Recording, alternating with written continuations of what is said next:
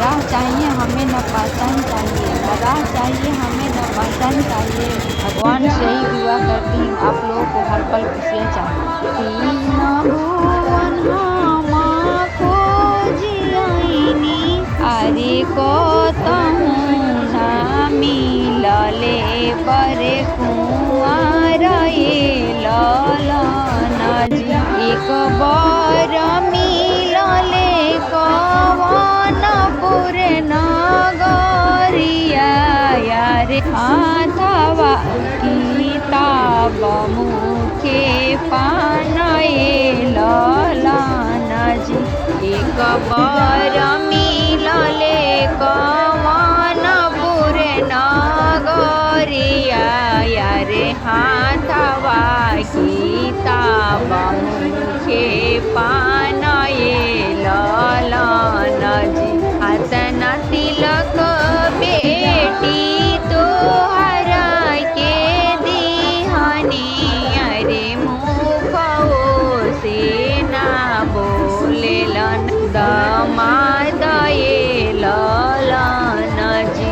दान दहेज बेटी तोहरा के दिहनी, अरे मुखो से ना बोलेलन दामाद ललन जी। हाथन तिलक पापा हमरा के दिहल, रे सिकड़ी खातिर रुसेला दामाद ललन जी। दान दहेज चाचा हमरा के दिहल, रे गाड़ी खातिर रुसेलन दामाद ललन जी। होखे द बिहान बेटी फूटे द किरीन हो, रे बिहने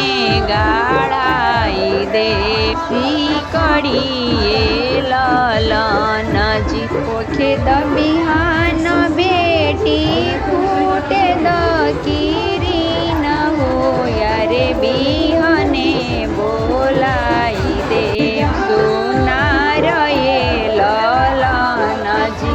सिकड़ी जब देखेलन दामाद हो, रे नई नई करस प्रणाम ललन जी। गाड़ी जब देखेलन दामाद ललन जी, रे नई नई करस प्रणाम ललन जी। तीन भुवन हम खोजियाइनी, अरे कहूँ ना मिलले बरे कुंवर ललन जी। अरे कहूँ ना मिलले बरे कुंवर